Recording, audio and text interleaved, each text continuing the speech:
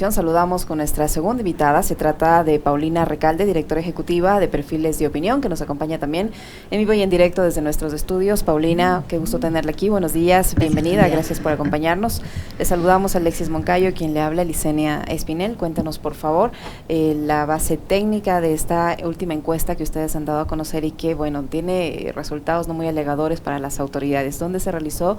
¿Cuál es la muestra en general? Cuéntenos, por favor. Buenos días, bienvenida. Bueno, buenos días. Bienvenida. Gracias. La aplicamos entre 22 y 25 de abril en las ciudades de Quito y Guayaquil. Es una muestra de 617 encuestas y esto nos permite tener un margen de error de más o menos 4 en las ciudades de Quito y Guayaquil. En cuanto a la gestión del presidente Guillermo Lasso, hay dos indicadores claves que se mide siempre, ¿no? Primero la calificación a la gestión y luego la credibilidad. La calificación a la gestión, en este mes hay un 2% que dice que es muy buena, 29% buena, 48% mala, 18% muy mala y hoy hay un porcentaje restante que no responde. Para leer esto en clave comparativa, respecto al mes pasado hubo un descenso porque tenía antes del 34% y ahora 31%. Lo grave, digamos, es la caída si uno mira que ya lleva un año en gestión y que cuando arrancó el presidente tenía 74% de aprobación. Luego baja a 64% y uno decía en ese momento que se habían asentado las expectativas. Pero entre agosto y octubre se va la primera violenta caída del 64 al 34% y en este momento la cifra que he mencionado del 31%. Comparativamente hablando, entre Quito y Guayaquil, la caída se dio en este último mes en la ciudad de Quito del 41 al 34 y en Guayaquil, en cambio, se mantuvo en el mismo porcentaje de gestión. En credibilidad, en este mes solo la quinta parte cree en el presidente Guillermo Lasso. Dicho de otro modo, 74% Quito-Guayaquil no le cree. Y nuevamente, si hacemos esta lectura comparativa, hay un descenso respecto al mes pasado, cuando tenía 25% y en este 21%. Y lo mismo, si leemos el ciclo completo, el presidente Lasso arrancó con 68% de credibilidad y también el descenso en este mes se dio en la ciudad de Quito. Tenía el 32% el mes pasado y ahora el 22%. Este sin duda es el indicador más sensible, más evidente de cuál es el capital político que tiene el presidente. Y es el que de algún modo pone unas condiciones más complejas para su gestión y su comunicación. Pensemos que cada vez que está anunciando una medida, que está haciendo un anuncio, que está haciendo sus comunicaciones de los días martes, por ejemplo, hay solo una quinta parte de quienes lo están viendo y escuchando que creen en la palabra del presidente Lasso. Ahí importante, primero bienvenida. Gracias, Alex. Qué gusto tenerla acá. Importante marcar la diferencia, ¿no? Digamos, en el tema de credibilidad, uno hasta puede entender por esto último que decía Paulina Recalde. O sea, a ratos, y nos pasó la última semana, sobre el tema de la muerte cruzada. Sí. Una cosa fue la que dijo el viernes en una entrevista en Loja, y otra cosa fue la que dijo el martes de la semana seguida, ¿no? Totalmente contradictorio. Entonces ahí uno dice, bueno, el presidente le está restando valor a su palabra, y obvio, ahí uno puede entender por qué la caída estrepitosa de la credibilidad. Pero yo sí quisiera preguntarle a Paulina Recalde, ¿por qué la gestión tiene mala calificación?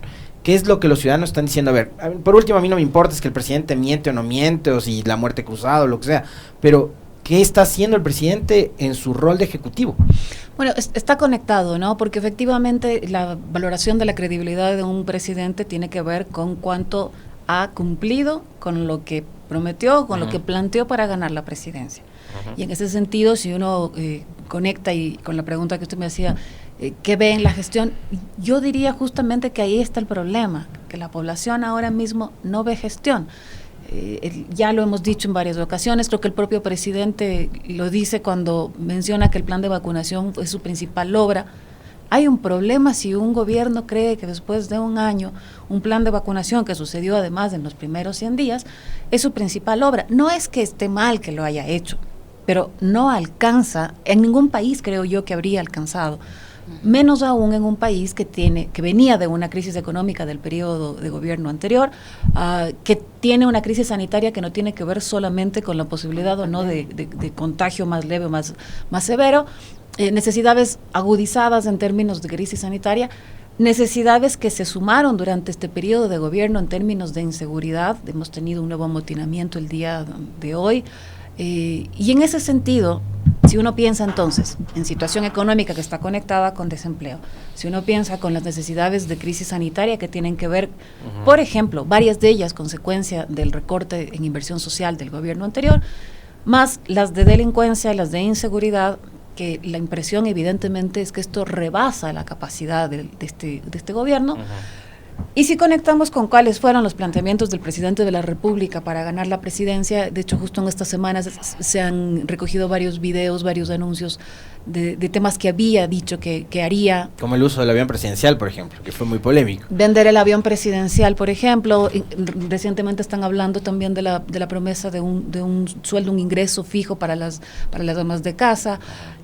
Incluso el más polémico de los anuncios, que fue la eliminación de Cenecid y del examen de ingreso, tampoco sucedieron. Yo no digo que eso resuelva o vaya a resolver ni de lejos la situación del país, pero digo que incluso en aquellas que eran sus promesas polémicas en algunos casos, ni siquiera aquellas fueron cumplidas. Y creo que hay un elemento adicional. Tú puedes atender o no las necesidades con mayor celeridad, pero de algún modo mantener, digamos, algo del marco, algo de la estructura de la casa. Pero en este momento lo que ha sucedido es que hay condiciones que han retrocedido a, no sé, tal vez 30 años atrás. Estoy hablando de las condiciones de los servicios públicos. Entonces, registro civil, por ejemplo. No resolviste y además abandonaste los servicios, de modo que ahora la ciudadanía siente que ni siquiera lo elemental está siendo atendido. Y hay un elemento fundamental que creo que atraviesa ahora la vida de los ecuatorianos, que es el miedo. Esto lo digo porque habiendo levantado la encuesta y preguntando cuál es el principal sentimiento que tienen en sus ciudades, Quito, Guayaquil, Manta, Cuenca, esto nos decían ya en diciembre, antes de que hayan sucedido varias cosas acá. Entonces, si vives con miedo, me parece que las condiciones de vida digna, de vida segura, se ven muy, muy afectadas y por lo tanto tienes mayor urgencia de ser atendido, contenido de parte del gobierno, que ha estado, además, yo diría, especialmente concentrado durante este primer año en la pugna política, en una pugna política que además es difícil entender qué horizonte o qué orientación tiene, porque incluso en su pugna política el presidente ha sido errático. Errático, como bien decía Alexis, en sus discursos, errático en sus anuncios y errático en la pugna también de hablar muy tempranamente de muerte cruzada y luego esta semana decir la muerte cruzada sería una pérdida de tiempo, frenaría las inversiones, no mejoraría la calidad de la asamblea, pero fue justamente el presidente de la República el que muy tempranamente hablaba de la muerte cruzada como una posibilidad de resolución de conflictos. Ahora, Paulina, ¿cómo explicar por qué esta caída se registra con mayor incidencia en la ciudad de Quito, que hasta hace pocos meses era, digamos, el bastión de credibilidad y de aceptación de gestión del presidente de la República? ¿Cómo explicarnos qué está pasando ahora en Quito? Sí, vamos a ver qué pasa, cómo evoluciona la curva en los siguientes meses para ver si se configura una tendencia decreciente. No obstante, sí me parece revelador de un momento ya de afectación más profunda, porque si es que aquellos que estaban más apegados o más adheridos a tu gestión y a tu credibilidad ya empiezan también a verse afectados, yo diría que es una alerta para el gobierno, para el presidente, de cómo su capital más cercano empieza también a distanciarse. Pichincha, Quito fue un territorio importante en términos de votación y durante los primeros meses, hasta hace no mucho, siempre veíamos una diferencia, llegamos a ver incluso en un momento diferencias de 10 puntos entre lo que calificaba Quito y el modo en el que calificaba Guayaquil. Esta me parece que tiene que ser leída como una alerta de que incluso los más cercanos empiezan también a sentirse ya afectados. Pero Quito sigue siendo todavía, o sea, ha perdido, digamos, un poco de espacio, pero Quito sigue siendo el bastión de Creo, porque la situación en Guayaquil, por ejemplo, es diferente. Yo ahí quiero preguntarle a Paulina, o sea, mientras Lasso va experimentando este detrimento en sus cifras, quizás hay algún otro personaje que está viendo lo contrario. O sea, se habla mucho de que Correa está mejorando imagen. ¿Qué está pasando con respecto al expresidente? Bueno, lo que pasa es que nosotros podemos en este momento leer en aislado, no curva de evolución, digamos, porque no lo medimos todos los meses.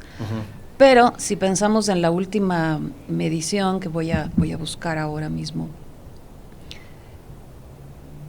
el expresidente Rafael Correa tiene 48% de credibilidad en las ciudades de Quito y Guayaquil, 44% en Quito, 50% en Guayaquil. Esta es una medición del mes pasado. Si comparamos la credibilidad del presidente actual, 21%, con la del expresidente Correa, 48%, hay una distancia.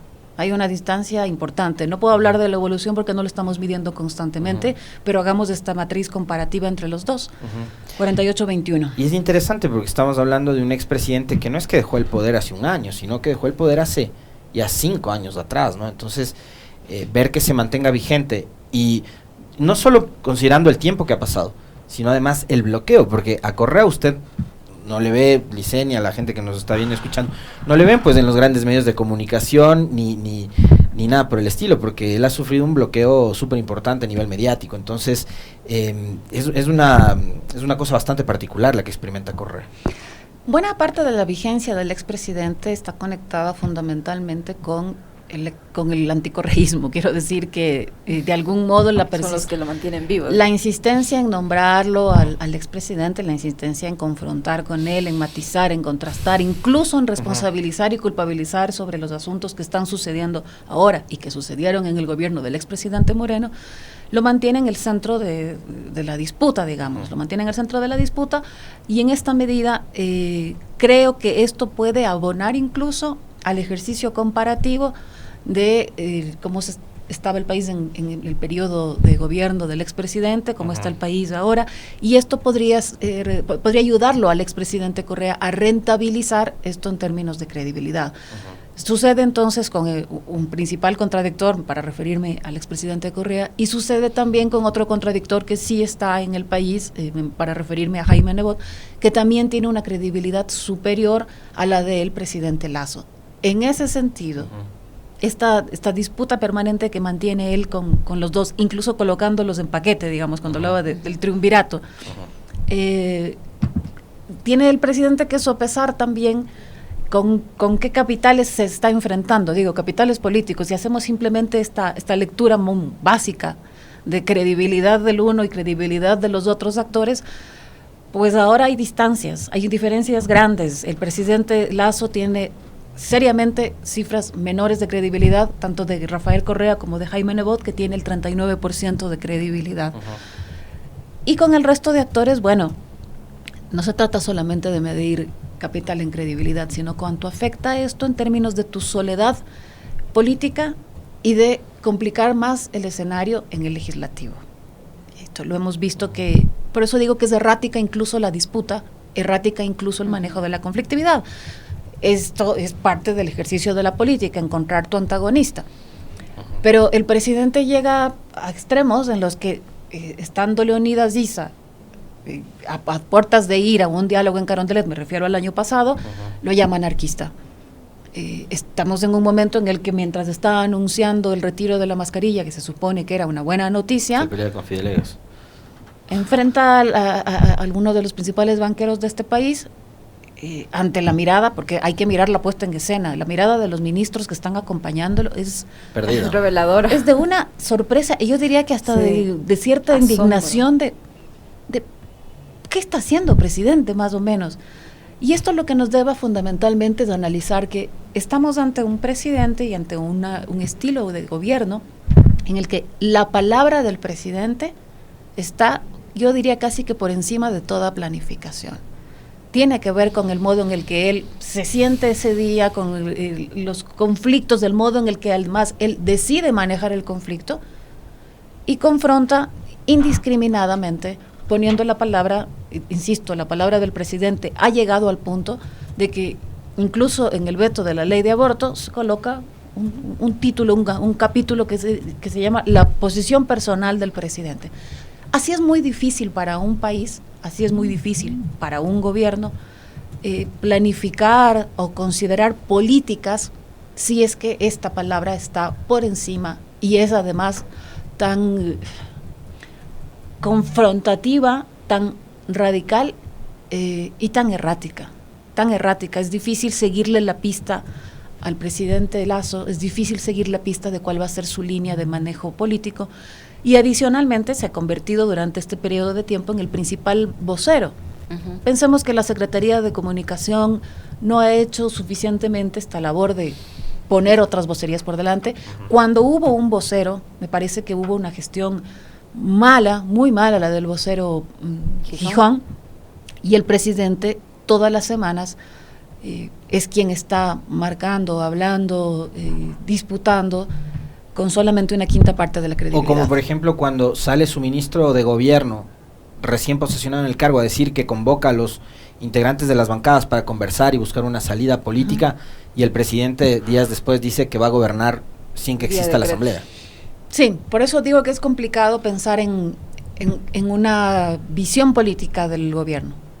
Me parece que buena parte de este año ha sido la visión política personal del presidente anteponiéndose a esta intención de organizar de otro modo las cosas, que me imagino yo que para el ministro Jiménez especialmente debe ser complicado ordenar el diálogo y las relaciones con los bloques legislativos del país.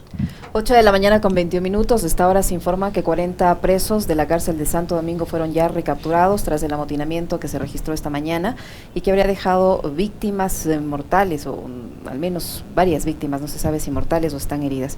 Alias Anchundia, cabecilla del grupo R7, estaría detrás de los distintos disturbios, según Fausto Salinas. Es información de última hora. Paulina, mientras esto le pasa al presidente de la República, ¿qué le ocurre a la titular de la Asamblea Nacional, que se ha visto durante ya varias semanas, por no decir meses, envuelta en esta pugna política al interior de la legislatura, enfrentándose con las bancadas mayoritarias en la Asamblea y sosteniéndose con uñas y dientes del cargo? Sí, la presidenta Yori tiene la misma, digamos, la misma evolución con escala distinta, pero la misma evolución de sus cifras. Arrancó con el 35%, luego descendió al 28% en agosto, al 17% en octubre, y en este mes tiene solamente el 10% de aprobación a la gestión en las ciudades de Quito y Guayaquil, digamos. Y la curva de aprobación a la gestión de la presidenta Yori se replica para la Asamblea Nacional, que también ha tenido esta curva y este decrecimiento. Adicionalmente, me parece importante señalar que nosotros consultamos a la población si está de acuerdo o no con la creación de una comisión multipartidista que evalúe la gestión de la presidenta de la Asamblea. El resultado es que 7% está muy de acuerdo, 50% está de acuerdo, 22% ni de acuerdo ni en desacuerdo, y el porcentaje restante está en desacuerdo. Dicho de otro modo, hay un 57% en este momento, Quito y Guayaquil, que apoya la creación de esta comisión. Lo que evidencia de algún modo que hay apoyo a esta instancia, no necesariamente a sus resultados, pero sí apoyo a esta instancia para evaluar a la presidenta, que es cierto que desde febrero, ayer en otra entrevista con Fabricio Vela, él recordaba que es desde el 27 de febrero, me parece, que empezó este asunto, cuando en aquella reunión se apagó las luces incluso. Eso significa que llevamos marzo, abril y casi mayo en la disputa solamente de la salida o la entrada de la presidenta Yori, y con un periodo además en el que mientras esto sucede, se desgranan los bloques. Izquierda Democrática ya no es bloque, Pachacutic tiene rebeldes y quiere que vuelvan los rebeldes, en fin, estamos ante un momento en el que es un desgrane no solamente de la presidencia, sino del bloque en su conjunto. Volvamos al tema del presidente Lasso. A ver, porque en su momento, digamos, cuando se evaluaba la imagen de Correa, siempre se evaluaba la imagen del segundo a bordo. Entonces, había momentos en que, por ejemplo, Lenín Moreno siempre, por los temas de estos de la misión Manuel Espejo, tenía buenas cifras. Toca recordarlo. Jorge Glass, después de lo del terremoto del 16 de abril del 16, tuvo cifras muy buenas. Después se vino un ataque mediático muy fuerte por los temas de corrupción y empezó a descender en cuestión de imagen. Pero después teníamos José Serrano con buenas cifras, por eso encabezó la lista de asambleístas nacionales. Teníamos un José Francisco Ceballos, que era un ministro de deporte que traía detrás de él toda su trayectoria en Barcelona, y lo mejor que le pasó, que fue irse a Liga y quedar campeón de la Libertadores. Va a compartir Paulina conmigo eso. Entonces ahí subió todavía más su popularidad José Francisco.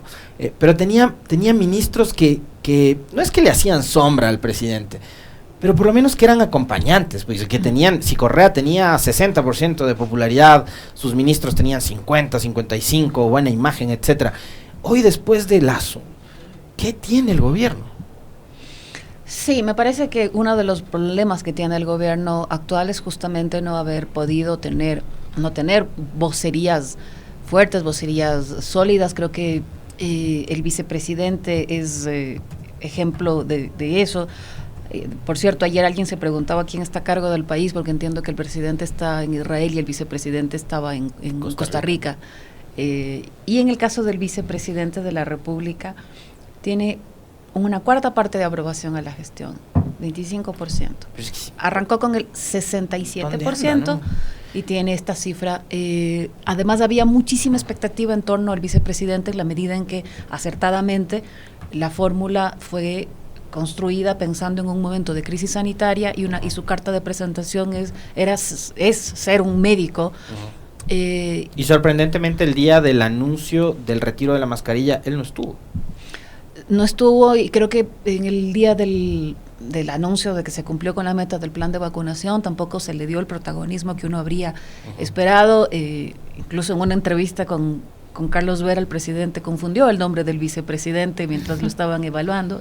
Esto en el marco de la anécdota, pero ciertamente no es un vicepresidente por ahora que haya capitalizado esta promesa de, por tratarse de un médico, hacerle frente a la crisis sanitaria, porque la situación de los hospitales deja muchísimo.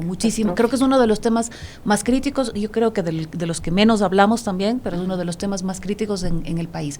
El resto de actores, hubo un momento de protagonismo, no necesariamente de protagonismo carismático, pero de protagonismo de la ministra Vela, y la carta de salida de la ex ministra Vela deja ver tensiones importantes, fuertes.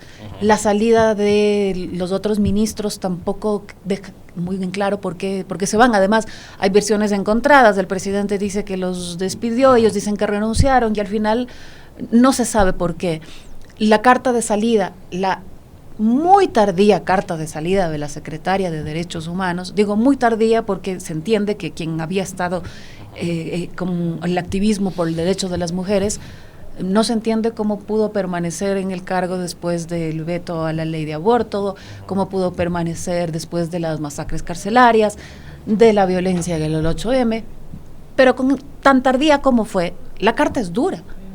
La carta es muy dura porque la carta lo que dice es que la orientación del gobierno en términos de derechos humanos ya es inaceptable.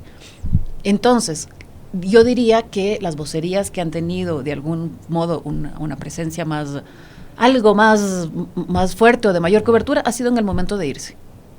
Para referirme a la ministra Vela, para referirme a la secretaria de Derechos Humanos, el ex vocero creo que el ex vocero Gijón revela muy bien las condiciones de comunicación que tuvo este gobierno, que ha tenido, las dificultades que ha tenido.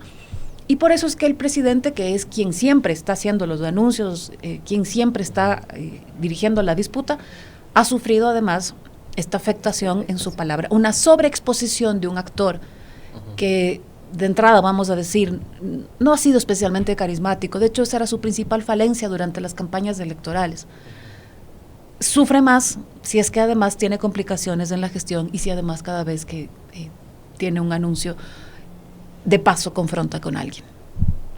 ¿Qué está pasando en cambio con las alcaldías, tanto en la ciudad capital como en la ciudad de Guayaquil? ¿Cómo le va al alcalde Guarderas y a la alcaldesa Cintia Viteri, Paulina? Sí, en la ciudad de Quito, la alcaldía de Quito tiene cifras extremadamente bajas. Solamente 16% califica positivamente la gestión del alcalde Guarderas, y la credibilidad es más crítica. Solo el 9% cree en el alcalde, y yo voy a decir que es las cifras más bajas que hemos visto en la alcaldía de Quito. Y este vacío de liderazgo me parece que es fundamental analizar cuando estamos en un momento ya preelectoral, y eso también explica cuando decíamos Quito se mantiene cerca, la situación en Guayaquil es muy distinta. Bueno, porque en Guayaquil además hay liderazgos de oposición al gobierno actual. En Quito, yo diría que en Quito no hay liderazgos ahora mismo para canalizar descontentos. La alcaldesa Cintia Viteri tiene el 64% de aprobación a la gestión, y en términos de credibilidad tiene 50% de credibilidad, un descenso frente al mes pasado que tenía el 54%. Pero mantiene buenos números en todo caso, porque ella también enfrenta una serie de escándalos, ha sido atacada incluso a nivel mediático por determinados medios de comunicación, pero pese a eso tiene un fuerte respaldo todavía. Sí, comparativamente hablando, si uno compara con las alcaldías de Febres Cordero, Jaime Nebot y ahora Cintia Viteri, diríamos que es la alcaldía del Partido Social Cristiano que más frentes abiertos ha tenido, no solamente por, como bien señala usted, las denuncias de corrupción en su momento, sino porque Guayaquil está viviendo el momento más crítico en términos de inseguridad, y esto, comparativamente hablando, la delincuencia es nombrada como principal problema en las dos ciudades, pero con notable mayor incidencia en la ciudad de Guayaquil. Es epicentro además de las masacres carcelarias, en fin, y es inevitable, aunque sea competencia de la Presidencia de la República, es inevitable que esto rebote también a la autoridad local, que se le demande solución, protección. Ahora, Paulina, a propósito de esto que usted acaba de señalar, ¿no? Inseguridad ya es en Quito hoy la principal preocupación. Antes los quiteños, o quienes vivimos en esta ciudad sin serlo, pues estábamos preocupados de la movilidad, la calidad del ambiente, de la recolección de basura. Esos eran los problemas que nos preocupaban. De las vías, de los Claro, sí, movilidad. correcto. Pero ahora resulta que es inseguridad, desempleo, tema de adicción, alcohol y drogas. Van cambiando las... ¿Cómo está el sentimiento de la gente, el estado de ánimo del ecuatoriano, del guayaquileño, del quiteño? Vemos que ya no somos tan distintos a lo que pasa o pasaba tradicionalmente en Guayaquil, donde la inseguridad siempre ha sido una de las principales preocupaciones. ¿Cómo han ido cambiando esas cosas, esos comportamientos también de acuerdo al entorno y al estado de ánimo de los ciudadanos? Sí, bueno, uno de los saldos de esta gestión de gobierno es justamente la gravísima afectación de las expectativas y del estado de ánimo. Yo diría entonces que los primeros 3 meses de gestión del gobierno del presidente Lazos fueron una suerte de paréntesis, porque veníamos de un periodo, el del gobierno anterior, con profundo desánimo. Hay este paréntesis de 3 meses, plan de vacunación, y estamos prácticamente en las mismas cifras que tuvo el expresidente Moreno, para decir que ahora mismo solo el 8% en Ecuador siente que va por el camino correcto. Esto es un porcentaje ya igual al que tuvo el expresidente Moreno cuando terminó la presidencia. Y sí, en términos de problemas, salta esta ubicación de la delincuencia en principal problema, con el 39% ocupando el primer lugar. Esto no había sucedido hace muchísimo tiempo en Ecuador. Luego están los temas económicos, desempleo el 18%, corrupción después con el 17% y después crisis económica. Comparativamente hablando, es cierto que Quito y Guayaquil lo mencionan en primer lugar, pero sí hay una diferencia importante en los porcentajes. Quito 28% menciona delincuencia y en Guayaquil es del 46%. Es decir, casi la mitad de Guayaquil siente que la delincuencia es el principal problema. Y esto evidentemente se corresponde con no solamente la incidencia. Yo diría también que afecta mucho el tipo de inseguridad que estamos viviendo ahora. En Guayaquil, cuerpos colgados de puentes, cabezas con explosivos. Esto no... En Manabí este fin de semana cuerpos calcinados, hace un par de semanas en Quito 4 cuerpos en una quebrada.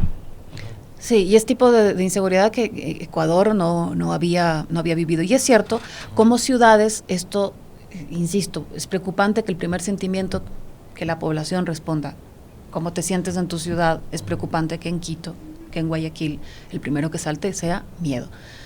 Y hay que decir que el miedo es expresado en 10 puntos más entre las mujeres. Evidentemente, no todos los miedos son iguales. Y me parece que hay que también poner el foco sobre esto. Por lo tanto, los retos para los gobiernos autónomos descentralizados van a ser mucho más complejos, si es que pensamos que hay esta demanda en términos de inseguridad, pero que además, voy a hablar de Quito porque aquí vivimos, las situaciones de la ciudad, de las calles, de las veredas, de los parques también están en punto dramático. Dramático. Vas en la calle y tienes, no, antes tenías un bache, ahora tienes un cráter. Y me parece que en este periodo de la alcaldía no vamos a poder ver esto solventado por las cifras que estamos mirando, y por lo tanto la expectativa para la próxima administración de Quito va a ser enorme, enorme, enorme. Ojalá tengamos un alcalde o una alcaldesa con un respaldo robusto, no con esta votación tan pequeña que hemos visto en los periodos anteriores, pero sobre todo que haya un plan claro y que haga conciencia de que Quito viene de 2 periodos de gobierno en situación crítica, ¿no? En situación muy crítica. A mí lo que me preocupa del miedo, Paulina, y usted que está involucrada en este tema de las consultorías políticas y demás, sabe perfectamente bien que el miedo suele ser un sentimiento que suelen capitalizarlo bien algunos proyectos políticos para sacar provecho, ¿no? O sea, a mí se me ocurre, por ejemplo, lo que pasó después del 2001 en los Estados Unidos, donde el discurso del miedo fue prácticamente el que marcó la hoja de ruta del gobierno de Bush. Sí, normalmente lo que hace es incentivar a la derecha a alimentar estos sentimientos. Modelos totalitarios. Exactamente, y canalizarlo hacia más violencia. Y tiene que ver también con, normalmente, propuestas de populismo penal, aquello de... porte de armas, incremento de penas, pena de muerte. El tratamiento a los violadores, que no se corresponde, no se corresponde ni de lejos con las reflexiones que este país tiene que tener, sobre todo, por ejemplo, como cómo se está tratando a los privados de libertad.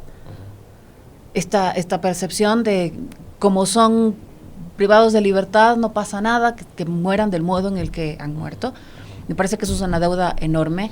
Me parece que los mensajes que estamos recibiendo justamente ahora con estado de excepción, toque de queda y el discurso de las calles van a sentir el peso, ya es un preescenario. Ya es un escenario del modo en el que se aborda la situación de delincuencia, en el modo en el que se trata a la ciudadanía, porque bajo el paraguas de que estamos viviendo esta situación de delincuencia, las imágenes que hemos tenido ya, en algunos casos, de Fuerzas Armadas y de policía, arrinconando ciudadanos para pedirles los documentos o para revisar los vehículos, yo creo que ya es un tema que vale la pena reflexionar sobre cuál es la situación de derechos humanos en este momento y si bajo el marco de la inseguridad se va a pensar y se va a tolerar que esto suceda cuando ya hay un primer déficit en el modo en el que la ciudadanía ve que está siendo gobernado el país. Para pensar en que en términos de democracia, ahora mismo solamente la 1/4 parte cree que Ecuador está siendo gobernado democráticamente. La 5ª parte, perdón. Pensemos que cuando arrancó el gobierno actual, era el 48% el que sentía que Ecuador estaba siendo gobernado democráticamente, ahora mismo solo el 21%. Esto nos está diciendo menos algo. democracia. Esto nos está diciendo algo. O sea, acusar un déficit democrático en un periodo de un año entre 48 y 21%, me parece que debería provocar que reflexionemos y pensemos qué es lo que está pasando con el régimen en Ecuador. De acuerdo. Muchísimas gracias, Paulina, por habernos acompañado Gracias de manera ustedes. presencial en esta entrevista. Paulina Recalde, directora ejecutiva de Perfiles de Opinión, que ha estado con nosotros 8:39 minutos. Gracias, Paulina. Una pausa y ya regresamos. Muy amable.